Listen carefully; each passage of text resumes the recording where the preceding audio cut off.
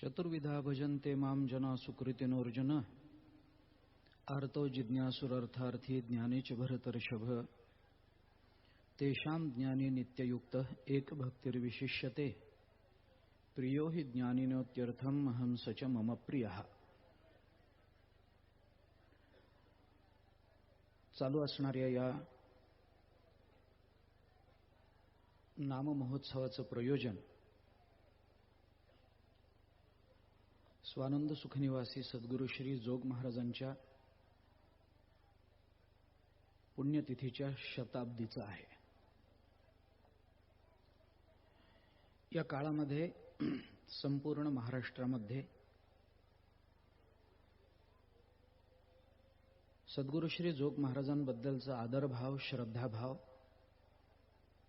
वेगवेगळ्या क्षेत्रातल्या मंडळींनी यथायोग्य पद्धतीनं वर्षभर प्रकट केलेला आहे। अनेक सप्ताह या वर्षभरामध्ये जोग महाराजांच्या पुण्यतिथीचं शताब्दी वर्ष म्हणून संपन्न झालेले आहेत।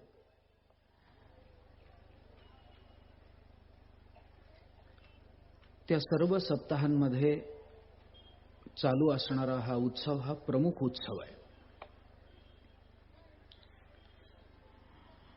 या निमित्तानं जे काही कार्यक्रम संपन्न होणार आहेत आणि सुरू झालेले आहेत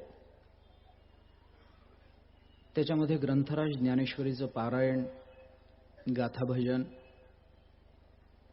सकाळचं कीर्तन,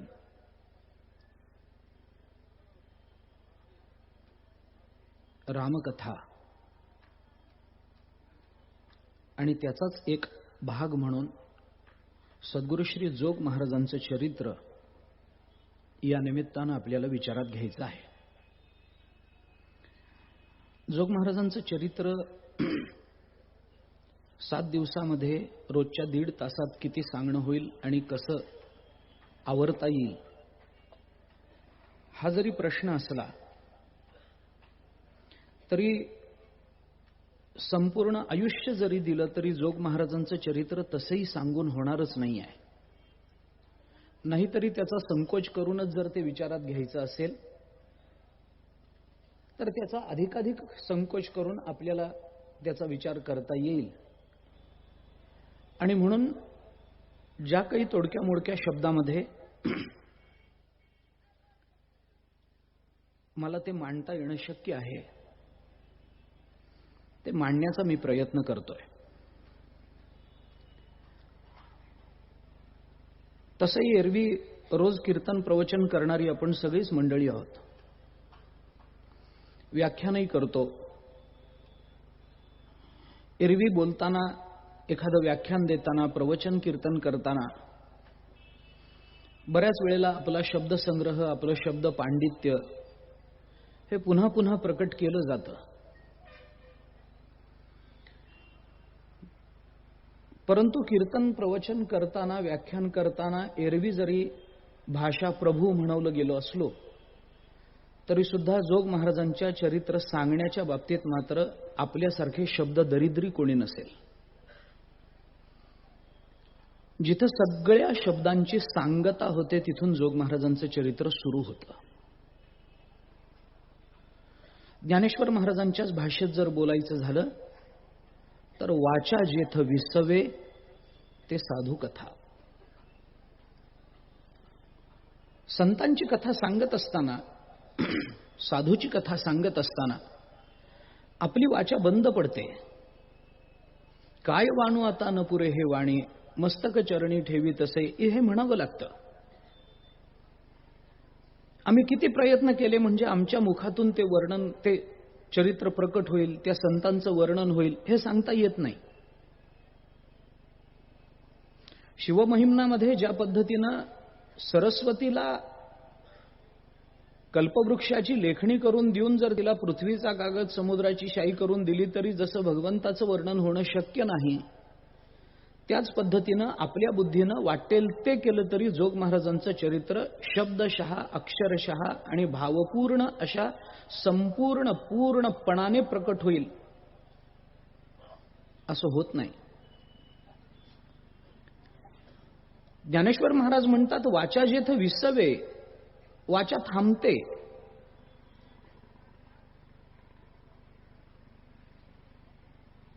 काय बोलायचं, कसं बोलायचं, हा प्रश्न असतो. कारण वाणीची प्रवृत्ती तिकडंच होते जे कार्यरूपाला आलेलं आहे, जे दृश्य रूपाला आलेलं आहे.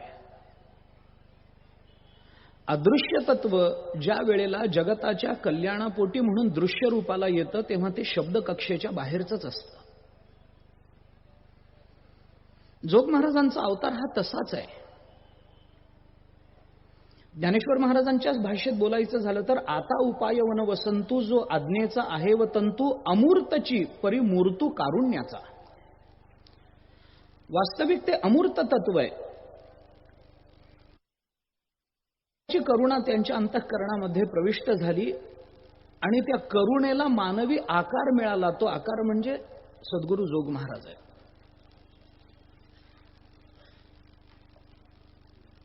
आमची वाचा थांबते. प्रज्ञावेली वेल्हाळ असेल, पण इथं मात्र केवता कल्पतरुवरी फुलवरा, कायसेनी पाहुणे रूप क्षीरसागरा, ऐसा कवणे वासू कापुरा सुवासुदेव, चंदनाते कायसेनी चर्चावे, अमृताते केवते रांधावे, गगनावरी उभवावे घडे केवी, ऐसे श्री गुरुचे महिमान, अकळिता के असे साधन, हे जाणून मिया नमन निवांत केले. एरवी बुद्धी आम्हाला मदत करत असेल तरी प्रज्ञेचे नि आथिलेपणे श्रीगुरु सामर्थ्य रूप करू म्हणे, तरी मोतियासी भिंग देणे तैसे होईल का. 15.5 या रजतवणी, तैसी स्तुतीची बोलणी, उगियाची माथा ठेवीजे चरणी, हेची भले. मस्तक चरणी ठेवी तसे, हेच शेवटी म्हणावं लागतं. पण संतांचं वर्णन करताना ज्ञानेश्वर महाराज म्हणतात, त्या पद्धतीनं आपली वाचा का विसावते याचं चिंतन करत असताना कालिदासाने एके ठिकाणी असं म्हटलंय, महिमानम यद उत्कीर्त्य तव संह्रियते वचः, श्रमेण तद शक्त्यावा न गुणानाम इयत्तया. कालिदास असं म्हणतात की या साधूंचं वर्णन करत असताना आमची वाणी बंद पडते. ती का पडते. महिमानम यद उत्कीर्त्य, यांचं महिमान गाता गाता, तव संह्रियते वचः, वाचा शांत होऊन जाते. कशामुळे. केवळ त्यांच्याबद्दलचं बोलणं आता संपलं, त्यांच्याबद्दल बोलण्यासारखं काही राहिलं नाही म्हणून आमची वाचा थांबत नाही. मग कशामुळे थांबते. श्रमेण तद अशक्त्यावा न गुणानाम इयत्तया, त्यांच्या गुणांची इयत्ता झाली, त्यांच्या गुणांची परिसमाप्ती झाली म्हणून वाचा बंद पडत नाही. ते गुणांची अशी खाण आहेत की त्यांच्या गुणांची चर्चा करता करता शेवटी वाणीतली शक्ती संपून जाते आणि शक्तीहीन झाल्यामुळे वाचा बंद पडत असते. श्रमेण तद शक्त्यावा. ज्ञानोबा त्याच अर्थाने म्हणतात, वाचा जेथ विसवे ते साधू कथा. जिथं वाचा बंद पडते, वाचा थांबते, न गुणानाम इयत्तया. अरे हे संत महात्मा म्हणजे गुणांचा सागर आहे, गुणांचे निधी आहेत. आमची बुद्धिशक्ती संपून जाईल, आमची शारीरिक क्षमता संपून जाईल, आमच्या वाणीची ताकद संपून जाईल, पण त्यांचे गुण संपत नाहीत. आणि म्हणून संत आणि परमात्मा यांचं वर्णन करताना कोणत्याही अर्थाने अर्थवाद चालत नाही, असं भागवत रामायणादी ग्रंथामधून आपल्याला जे पाहता येतं ते याच अर्थाने. तिथे अर्थवाद चालत नाही. कसा अर्थवाद लावणार. भगवंताचं वर्णन करताना कसा अर्थवाद लावणार. ज्ञानोबाराय तुकोबारायांचं वर्णन करताना कोणते शब्द अर्थवादात्मक होणार. होत नाहीत. ना गुणवाद होतो, ना अनुवाद होतो, ना भूतार्थवाद होतो. कोणत्याच अर्थाचा अर्थवाद तिथं प्रवृत्त होत नाही. कारण अर्थवाद ही एक सरळ संकल्पना आहे. मला त्याचं विश्लेषण करायचंच नाही आहे. अर्थवाद म्हणजे काय. एखाद्याच्या बद्दल वाढवून गुण सांगणं किंवा वाढवून निंदा करणं, याला अर्थवाद म्हणतात. सोप्या भाषेमध्ये लक्षात घ्या. आपण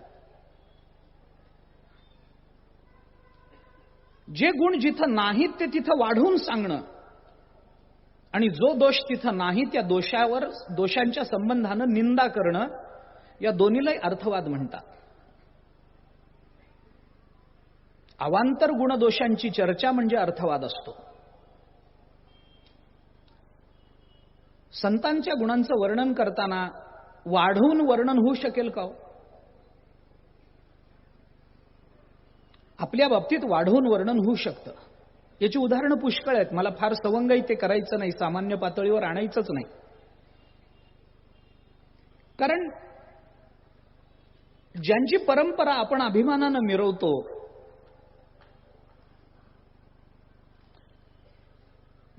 ज्यांचं नाव आमच्या मागे उभं आहे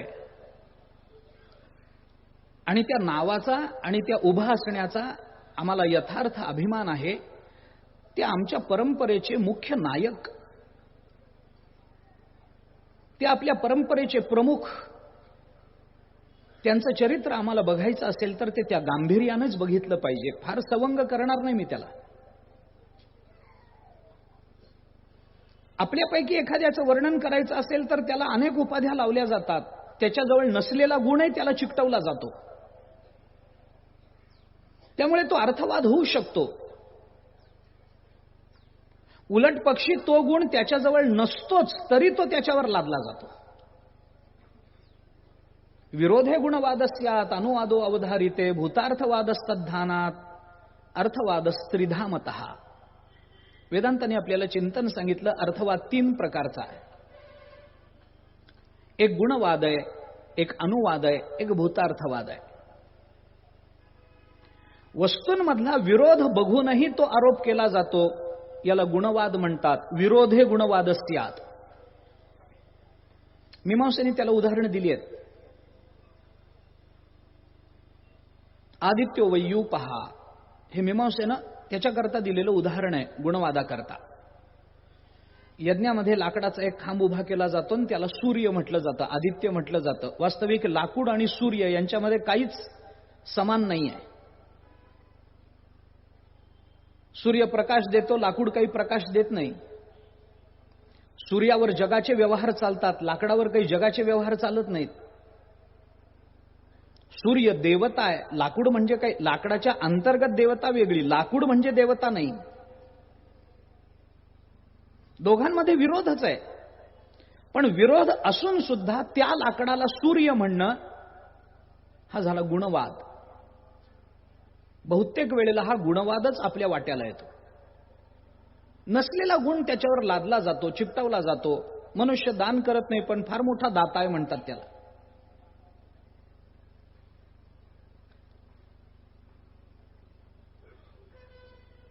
काही त्याला येत नसतं तरी सुद्धा वेदांत चूडामणी म्हणतात त्याला. नसलेलंच लादण आहे की नाही, त्याच्यावर काहीच नसतं पण तरी त्याच्यावर ते लादलं जातं. हा गुणवाद आहे. नसलेला गुण चिकटवणं. तसं भगवंताच्या आणि संतांच्या बाबतीमध्ये कोणता गुण असा आहे की तो त्यांच्याजवळ नाही म्हणून त्यांना चिकटवला गेला? अरे जगातल्या कोणत्याही गुणांचा तुम्ही उच्चार करा, तो गुण त्या गुणनिधीमध्ये तुम्हाला सापडणारच आहे. त्यामुळे संतांचा अर्थवाद, संतांबद्दल अर्थवाद होत नाही. संत गुणनिधान आहेत. तुम्ही कराल ते वर्णन त्या गुणनिधानामध्ये कुठं गडप होईल सांगता येत नाही. काय अर्थवाद करता? मग वाचा विसावते ती कशामुळे? गुण संपले म्हणून नाही, ती थकली. आयुष्याची ताकदच तेवढी होती.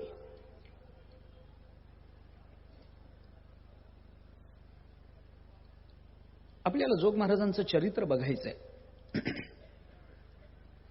हे चरित्र बघणं आपल्या बुद्धीच्या आणि शारीरिक सामर्थ्याच्या बाहेरचं आहे. हे जरी खरं असलं तरी एकच वाक्य मी फक्त बोलून जाईल. प्रयत्न न करता जमलं नाही म्हणून सोडून देण्यापेक्षा प्रयत्न करून जमलं नाही हे म्हणण्याचा आनंद जास्त असतो. प्रयत्न न करता नाही हो जमत नाही मला, द्या सोडून. इकडे आहे ना वर पुढे असं काय.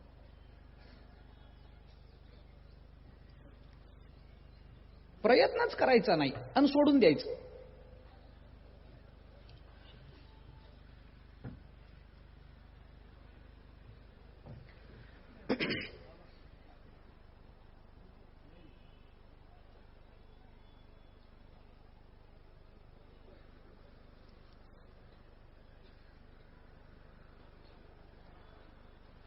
भरतृहरींनी या संबंधामध्ये चांगलं वर्णन केलं.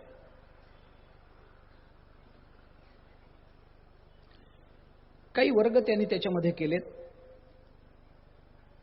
काही लोक प्रयत्न न करताच त्याच्या परिणामाचं चिंतन करून थांबून जातात. ते लोक नीच वर्गामध्ये येतात. दुसरा वर्ग मध्यम वर्ग आहे. तो प्रयत्न सुरू करतो आणि अर्ध्यावर सोडून देतो. आणि तिसरा उत्तम वर्ग असा आहे जो प्रयत्न करतो आणि प्रयत्नानं ते शेवटापर्यंत पोहोचवतो.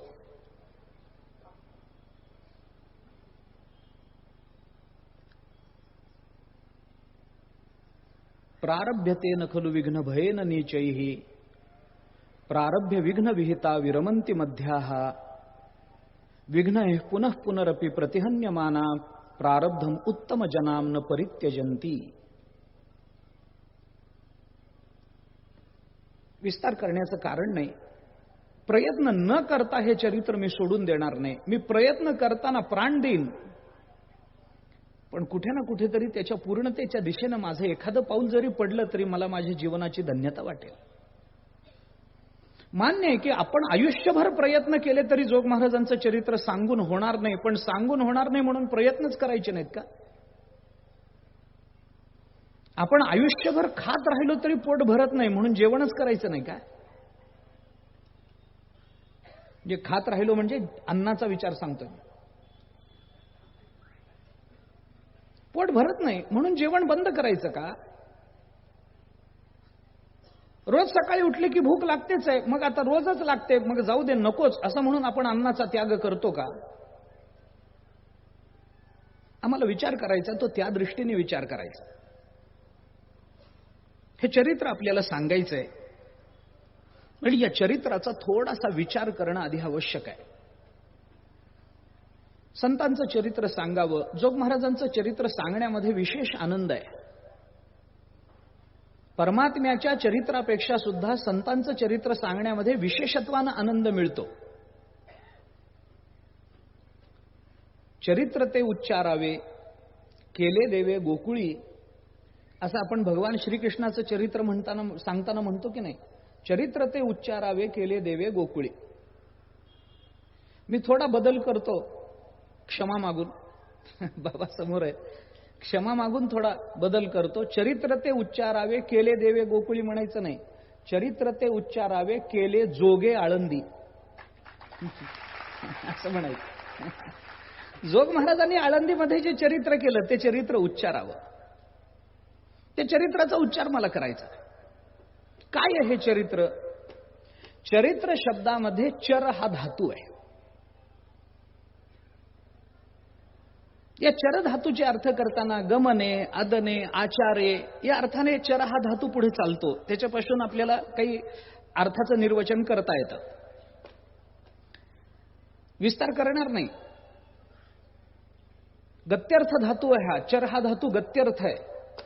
गमने जो आपल्याला घेऊन जातो, जाणे या अर्थाने गमने,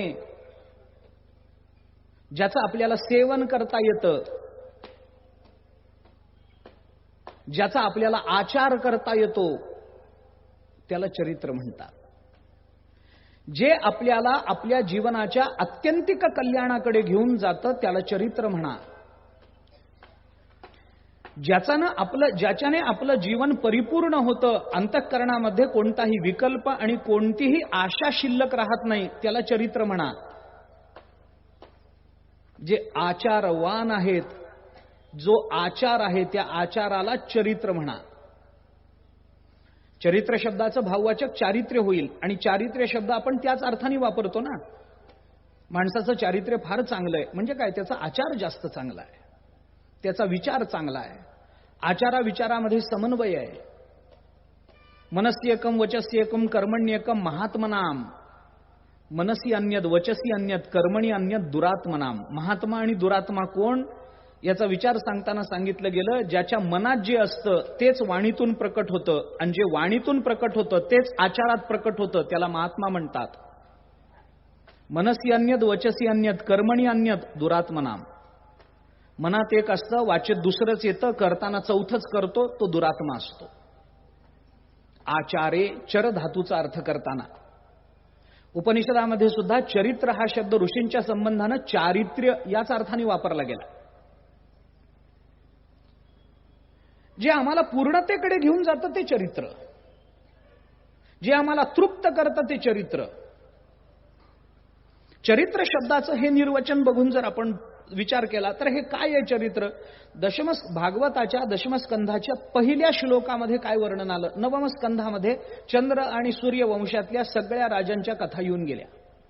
नवमस्कंध हा ईशानू कथा या नावाने प्रसिद्ध आहे. ते लक्षण ईशानू कथा हे लक्षण आहे नवमस्कंधाचं. हा नवमस्कंध सांगून झाल्यानंतर परीक्षित राजा भगवान शुकाचार्यांना असं म्हणतो, कथितो वंश विस्तारो भवता सोम सूर्ययोः. तुम्ही मला सोम आणि सूर्य म्हणजे चंद्र आणि सूर्याच्या वंशाचं चरित्र विस्ताराने सांगितलं, मी ते ऐकलं, मला बरं वाटलं. काय काय दिसलं त्या चरित्रांमध्ये? परीक्षित राजा तिथं बोलताना हा शब्द वापरतो म्हणून मी तिकडे गेलो. आता कथितो वंश विस्तारो भवता सोमसूर्ययोः. मला ऐकलं, बरं वाटलं. राज्ञांचं हे सगळे जे राजे आहेत, ज्या राजांची चरित्र तुम्ही मला सांगितलीत ती कशी होती? ती सगळी चरित्र कशी होती? राज्ञांच्या उभय वंशानाम चरितम परमाद्भुतम. चरितम परमाद्भुतम इकडं मला यायचंय. आणि म्हणून चरित्राचा विचार करताना मी थोडासा विचार या श्लोकाच्या अनुषंगानं असा करतो. परीक्षित राजाच्या प्रश्नातून आपल्याला चरित्राची व्याख्या करता येते का हा विचार आहे थोडासा. काय सांगितलंय? विचारलंय परीक्षित राजाने, तुम्ही मला चरित्र सांगितलं, अद्भुत चरित्र सांगितलं, ते कुठून आलं? चंद्र आणि सूर्य वंशात जन्माला आलेल्या राजांचं ते चरित्र आहे. म्हणजे चरित्र कुठं निर्माण होतं? ज्याला वंश चांगला पाहिजे तर ते चरित्र निर्माण होतं. एक. दुसरा थोडासा विचार करा, नुसतं मोठ्यांच्या कुळामध्ये येऊन चालत नाही, त्याला परमाद्भुतम असं एक विशेषण दिलंय परीक्षित राजाने. नुसतं मोठ्यांच्या कुळामध्ये येऊन चालत नाही. मोठ्यांच्या कुळात पुष्कळ येतात पण कुळ बुडवायलाच येतात.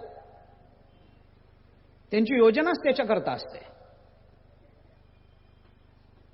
परमाद्भुतम, परम अद्भुतम असं चरित्र निर्माण करावं लागतं. मोठ्यांच्या वंशात येणं आणि अद्भुत जीवन जगणं याला चरित्र म्हणा. कारण आपल्याकडे आता जे मराठी कोश आहेत की नाही, या सगळ्या मराठी कोशांमध्ये चरित्राचा विचार करताना हेच म्हटलंय. चरित्र म्हणजे काय? चरित्र म्हणजे दुसरं, ज्याला इंग्रजीमध्ये बायोग्राफी म्हणतात पहा. इंग्रजीमध्ये त्याला बायोग्राफी असा शब्द आहे. आणि बायोग्राफी या बायो या शब्दाचा अर्थ काय होतो? तुमचं वंशानुचरित काय आहे त्याच्यावरूनच तुमचं चरित्र ठरवलं जातं. तुमचं काय कर्तृत्व आहे याच्याकडे फारसं लक्ष दिलं जात नाही. ती बायोग्राफी आहे. शेवटी आमचा वंश काय आहे, आमच्यामध्ये काय ती गुणसूत्र आली, त्याच्यावर कुठं चरित्र ठरतं काय? आमच्याकडे अशी चरित्र आहेत. मी आता थोडा विकल्पही सांगतो. आपल्या संस्कृतीमध्ये अशी काही चरित्र आहेत की ती मंडळी चांगल्या कुळात जन्माला आली नाहीत पण तरी त्यांचं चरित्र आहे. प्रल्हाद काय चांगल्या कुळात जन्माला आले काय? असुर कुळात जन्माला आले ना, पण चरित्र आहे की नाही? आहे. अशी कित्येक आहेत. आणि चांगल्या कुळात जन्माला येऊन सुद्धा पुढं काही चांगलं काम न करणारे असेही आहेत आपल्याकडे. प्रल्हादाचंच ते सगळं चरित्र बघा. एक चांगला एक वाईट, एक चांगला एक वाईट, असंच सगळं चरित्र आहे. हिरण्यकश्यप वाईट, प्रल्हाद चांगले. प्रल्हादाच्या पोटी आले ते काय पुढे चांगलं आहे काय? नाही. त्याच्या पुढे पुन्हा चांगलं आहे, त्याच्या पुढे पुन्हा वाईट आहे. आपल्याकडे ज्या अर्थाने चरित्र शब्दाचा विचार केला जातो त्याच्यामध्ये चरित्र म्हणजे इतिहास, एखाद्या कुळाचा इतिहास असा सामान्यत्वाने अर्थ केला जातो. पण परीक्षित राजा जे बोलतो त्यावरून जर विचार केला तर हे लक्षात येतं की चरित्र असं कुणाचंही होत नाही. विचार करा, कुठंतरी जन्माला आला, काहीतरी जगला आणि कसा तरी मेला. काय चरित्र याचं? काय चरित्र? कुठंतरी जन्माला आला, आई बाप होते म्हणून जन्माला आला, काहीतरी जगला, कुठं काही हमाली केली असेल, कुठं काही केलं असेल, काही केलं असेल, त्यानंतर कसा तरी मेला, कुठेतरी रस्त्यावर पडला आणि मेला. काय चरित्र सांगणार तुम्ही त्याचं? म्हणून चरितम परमाद्भुतम, अद्भुतता काहीतरी असली पाहिजे तर ते चरित्र होतं. अद्भुतता म्हणजे प्रत्येक वेळेला चमत्कार असावेत, भिंत चाललीच पाहिजे, रेडा बोललाच पाहिजे, मेलेला उठलाच पाहिजे, गरज नाहीये. अशा चमत्कारांच्या बाबतीत तर जोग महाराजांना प्रचंड तिटकारा होता. चरित्र करणाऱ्या कोणत्याही बुवाबाजीला जोग महाराजांचं कधीही समर्थन नव्हतं, कधीच नाही. त्यांच्याही जीवनचरित्रामध्ये उगीच त्यांनी हातातून कुंकू नाही काढलं कधी, नारळातून टाचण्या नाही काढल्या कधी. वाटेल ते करता येणं शक्य होतं, सामर्थ्य होतं, पण असल्या बुवाबाजीलाच थारा नाही दिला. चमत्कृती जोग महाराजांचा सगळ्यात मोठा चमत्कार म्हणजे 100 वर्ष विनामूल्य चालू असणारी शाळा, जी वारकरी शिक्षण संस्था या नामाने चालू. अजून काय मोठं चमत्कार, अजून किती मोठा चमत्कार पाहिजे? सलग 100 वर्ष एखादी संस्था टिकून राहते, कुणाकडे याचना न करता, पदर न पसरता, अत्यंत आपुलकीनं विद्यार्थी येतात आणि तिथून बाहेर पडल्यानंतरही त्याच आपुलकीवर संस्थेवर प्रेम करत राहतात मरेपर्यंत. असा चमत्कार जगाच्या पाठीवर दाखवा, दुसरा कुठे येतो? कुठंच नाही. आम्ही ज्या शाळेमध्ये शिकलो तिथून बाहेर पडल्यानंतर शाळेचं तोंड बघत नाही पुरा. ते शिक्षक पुन्हा दिसले तर रस्त्यात नमस्कार करायला आम्ही कधी वाकत नाही. पण आम्ही किती मोठे महाराज होऊ देत, जोग महाराजांच्या सप्ताहामध्ये टाळ घेऊन उभं राहण्यातच धन्यता वाटत असेल तर याच्यापेक्षा मोठा चमत्कार. निरपेक्ष जीवन जगायला जोग महाराजांनी जर शिकवलं असेल तर हा जगतातला सर्वश्रेष्ठ चमत्कार मानला पाहिजे. तो विषय पुढे येईल. पण चरित्राचा विचार करताना अशा पद्धतीचं चरित्र सांगितलं जातं, त्या चरित्राचा विचार आचरण करणं, वागणं याच अर्थानं आपल्याला विचारात घ्यावा लागेल. जीवनभर केलेलं जे आचरण असतं तेच त्याचंच नंतर चारित्र्य होत असतं. चरित्र म्हणजे वेगळं काही नाहीये. आपल्या चांगल्या आचरणाची इतिहासाने घेतलेली दखल म्हणजे चरित्र असतं. इतिहासामध्ये केवळ भूतकाळ सामावलेला नाहीये. इतिहास म्हणजे भूतकाळ नव्हे, म्हणजे इतिहास नाही. भूतकाळात अनेक घटना येतात, होऊन जातात, पण त्या इतिहासात जमा होत नाहीत. मग इतिहास कशाला म्हणतात? भूतकाळातली घटना कुणीतरी सांगावी लागते तर त्याला इतिहास म्हटलं जातं. त्याला मध्ये कुणीतरी सांगणारा लागतो, मध्ये कुणीतरी बोलणारा लागतो, मांडणारा लागतो, ज्याला शुद्ध मराठीमध्ये इंटरप्रिटर असं म्हणतात.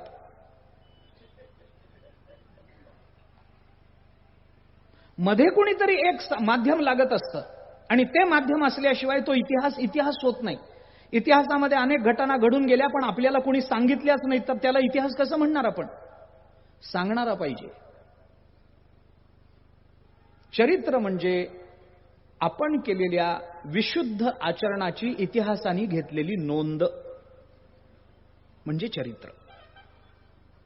ज्ञानोबारायांचं चरित्र, तुकोबारायांचं चरित्र, सगळ्या संतांची चरित्र आपण पाहतो, ऐकतो.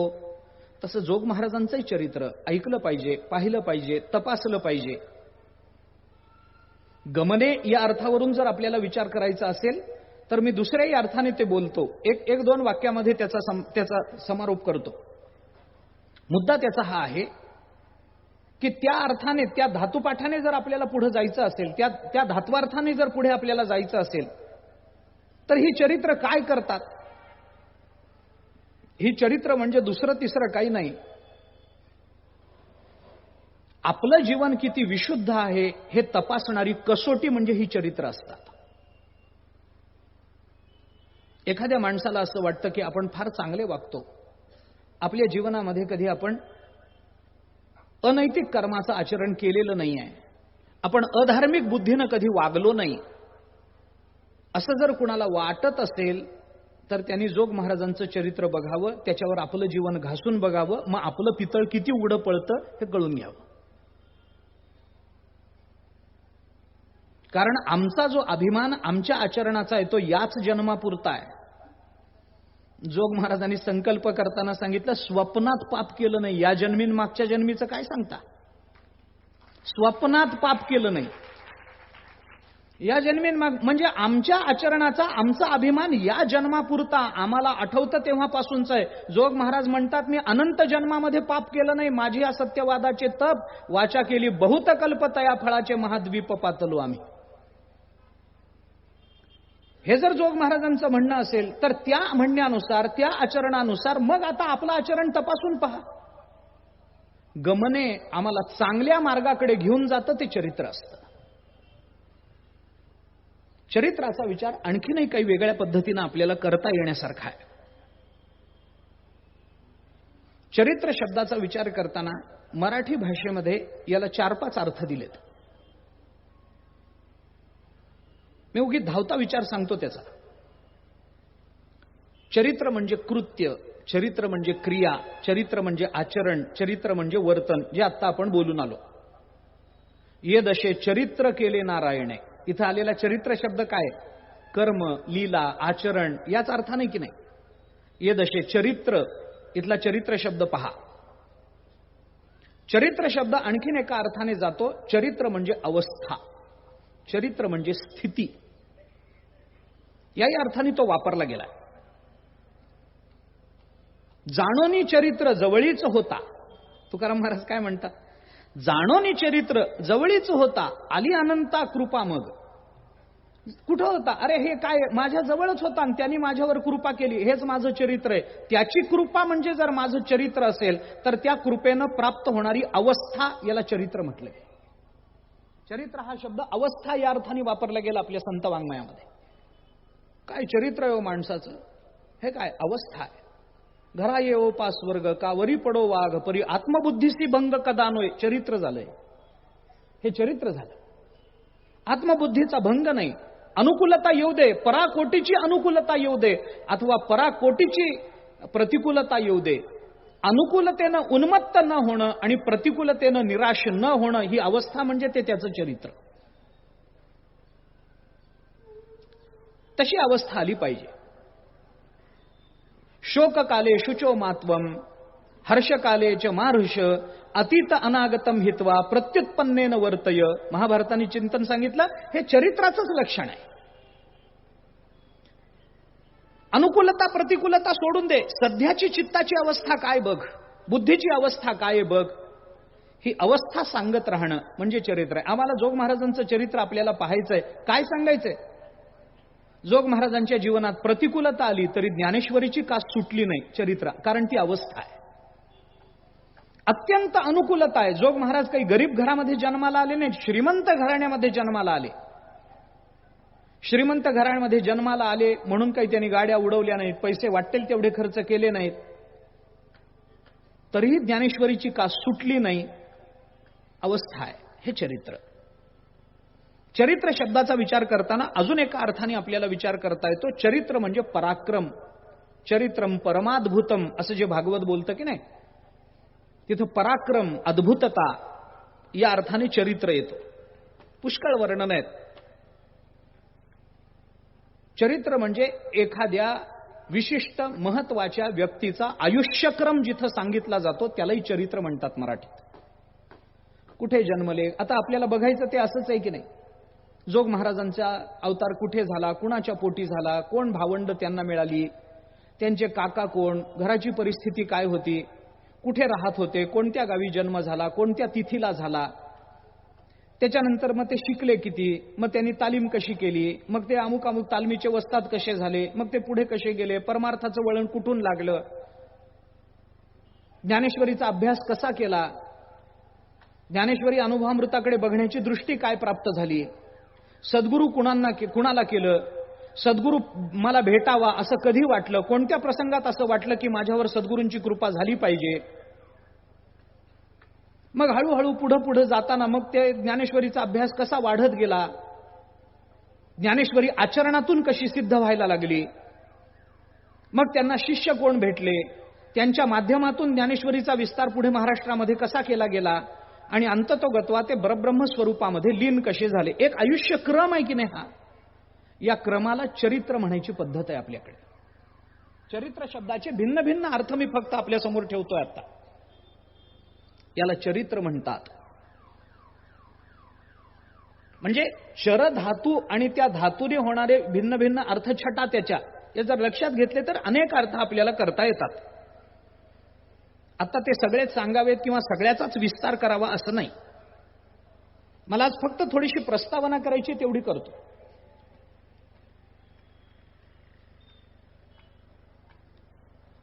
हे जे चरित्र आहे, या चरित्राचा विचार करत असताना भक्तिशास्त्रामध्ये आपल्याकडे दोन पद्धतीच्या चरित्रांचा विचार आलाय. एक अनुभव चरित्र आणि दुसरं लीला चरित्र. अनुभवश्च लीलाचेत उच्यते चरितम द्विधा. दोन पद्धतीचं चरित्र असतं. उज्ज्वल नीलमणीमध्ये जीव गोस्वामींनी याचा उल्लेख केलाय आणि जीव गोस्वामी उज्ज्वल नीलमणीमध्ये हे सांगतात की अनुभव चरित्र आणि लीला चरित्र असे चरित्राचे दोन प्रकार असतात. उच्यते चरितम द्विधा.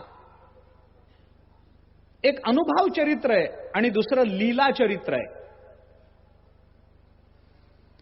काय फरक आहे या दोन चरित्रामध्ये? भक्तिशास्त्रांनी त्याची वर्णन करताना अशी वर्णन केली आहेत की ज्या चरित्राच्या केवळ श्रवणाने आनंद मिळतो त्याला लीला चरित्र म्हणा, आणि ज्या चरित्राच्या आचरणाने जीवन धन्य होतं त्याला अनुभव चरित्र असं म्हणा. एक श्रवणीय चरित्र आहे आणि एक अनुकरणीय असं चरित्र आहे. ते चरित्राचं आचरण करायचं तर त्याला अनुभव चरित्र म्हणा. काही चरित्र ही फक्त श्रवणीय असतात, त्याचं आचरण करायचं नाही. का करायचं नाही याची कारणं वेगवेगळी. त्या विशिष्ट अवस्थेवर गेल्यानंतर ते आचरण त्यांच्याकडून घडलं, ती कृती त्यांच्याकडून घडली, म्हणून कोणत्याही अवस्थेवर असताना ती कृती आपल्याला करता येत नसते. दुर्दैवाने सामान्य मनुष्य संतांच्या जीवनचरित्रामधलं आचरण पाहतो, त्या आचरणाच्या मागची अवस्था बघत नाही. त्यांनी केलं आपण करा, पण त्यांनी कोणत्या अवस्थेमध्ये केलं आम्ही बघणार नाही. याचं उत्तम उदाहरण मी देऊन जाईल. ज्ञानेश्वर महाराजांच्या चरित्रामध्ये चांगदेवांचं काही विशिष्ट स्थान आहे. पण चांगदेवांबद्दल बोलताना आपणही म्हणतो चांगदेव कोरा तो कोरा. हे मुक्ताबाईंनी म्हणायचं, तू नाही. हे आपण म्हणायचं नाही. चांगदेवांचा अभिमान, हे चांगदेवांची अवस्था आपण नाही बघायची. मुक्ताबाईंनी म्हणावं चांगा कोरा तो कोरा राहिला म्हणून. ज्ञानोबारांनी म्हणावं याला काही कळत नाही म्हणून. मान्य आहे ना. ते म्हणतात, आम्ही म्हणतो चांगदेवाला काही कळत नाही. तुला किती कळतं? त्यांना काही कळत नाही, तुला सगळं कळतं. ये बरं वाघावर बसून. मी म्हणतो चांगदेवांना काही कळत नव्हतं, ठीक आहे, काही कळत नव्हतं तरी कुणाला पत्र पाठवावं हे तरी कळत होतं ना. बास आहे ना, जीवन धन्य आहे ना. आम्हाला तेही कळत नाही की आम्हाला दुःख सांगायचं तर ज्ञानोबारांना सांगावं, हेही कळत नाही आम्हाला. मोबाईलवर सांगतात. अरे आम्ही कुणाला आमचं दुःख बोलतो आहोत हे सुद्धा जर आम्हाला कळत नसेल तर चांगदेव ज्ञानोबारांपर्यंत पोहोचले या अवस्थेचा आम्हाला विसर पडतो आणि आम्ही चांगदेवही म्हणत नाही, चांगदेवांना एकेरी संबोधतो. आम्ही चांगदेव कोरा राहिला. अरे ते योगीराज आहेत. 14 वेळेला मृत्यूला परतवून लावलंय, ठेच लागली तर सहन होत नाही. 14 वेळेला मृत्यू हात हलवत परत गेलाय आणि त्या महात्म्याला आपण अरे जारे म्हणतो. का म्हणतो? मुक्ताबाई म्हणतात म्हणून. मी एकाला सहज म्हणलं, आता उदाहरण म्हणून सांगतो, एकाला सहज म्हणलं अहो हे सिगारेट ओढत जाऊ नका, बिड्या ओढत जाऊ नका, चांगलं नव्हतं. तो मला म्हणाला गजानन महाराज ओढत नव्हते काय? म्हणजे त्याला गजानन महाराजांच्या हातातली चिलीम दिसली पण त्यांची अवस्था दिसली नाही. मला बाकीचा विस्तार करायचा नाही, मला एवढाच मुद्दा सांगायचा आहे की माणूस जेव्हा संतांच्या, सामान्य मनुष्य जेव्हा संतांच्या चरित्राचा विचार करतो तेव्हा जी कृती डोळ्यासमोर येते तेवढीच तो बघतो, त्या कृतीच्या मागची अवस्था बघत नाही.